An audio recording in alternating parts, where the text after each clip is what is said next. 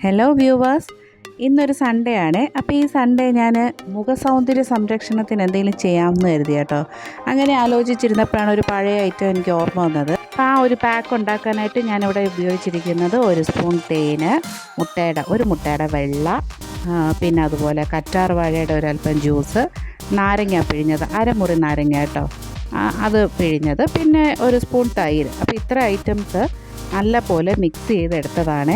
കുറച്ച് കടലമാവോ അല്ലെങ്കിൽ മഞ്ഞൾ, പച്ചമഞ്ഞൾ പൊടിയോ ഇതിലേതെങ്കിലും ഒന്നുണ്ടായിരുന്നെങ്കിൽ കുറച്ചും കൂടെ എഫക്റ്റീവായിരുന്നു. ഇത് രണ്ടും വീട്ടിൽ കിട്ടാനില്ലാത്തത് കൊണ്ട് ഞാൻ ഈ ഉള്ള ഇത്ര ഐറ്റംസ് വെച്ചിട്ടാണ് ഇത് ഉണ്ടാക്കിയിരിക്കുന്നത്.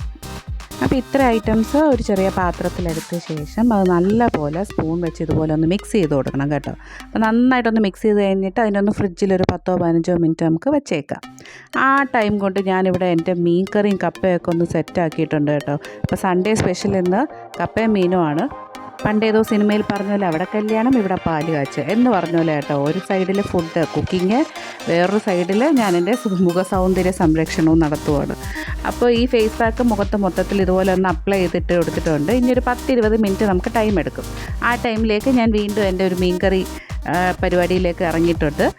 അപ്പോൾ നമ്മൾ ലേഡീസ് എല്ലാവരും ഇങ്ങനെ തന്നെ ആയിരിക്കുമല്ലോ. ഒരു സൺഡേ അല്ലെങ്കിൽ ഒരു അവധി ദിവസം കിട്ടിക്കഴിഞ്ഞാൽ നമുക്ക് കിച്ചണിലെ കാര്യം, പിള്ളേരുടെ കാര്യം, അതിനോടൊപ്പം തന്നെ നമ്മുടെ കാര്യങ്ങളും നമ്മൾ നോക്കേണ്ടി വരും. ഓക്കെ, അപ്പോൾ എന്തായാലും ഞാൻ ഫേസ് പാക്കൊക്കെ കഴുകി മുഖമൊക്കെ നല്ല നീറ്റാക്കിയിട്ടുണ്ട്. പിന്നെ ഒരു പ്രത്യേക കാര്യം, എന്ത് ഫേസ് പാക്ക് ഇട്ടാലും ഫെയർ ആൻഡ് ലവ്ലിയുടെ പരസ്യത്തിലെ പോലെ പെട്ടെന്ന് വെട്ടിത്തിളങ്ങത്തൊന്നുമില്ല. എല്ലാം നമ്മളതിനെ ഒരു മന്ത്ലി അല്ലെങ്കിൽ വീക്ക്ലി ഇതുപോലെ ഒന്ന് ശ്രദ്ധിച്ചാൽ മാത്രമേ അതിനുള്ള ചേഞ്ചസ് ഉണ്ടാവുള്ളൂ. അപ്പോൾ ഓക്കെ, ബൈ.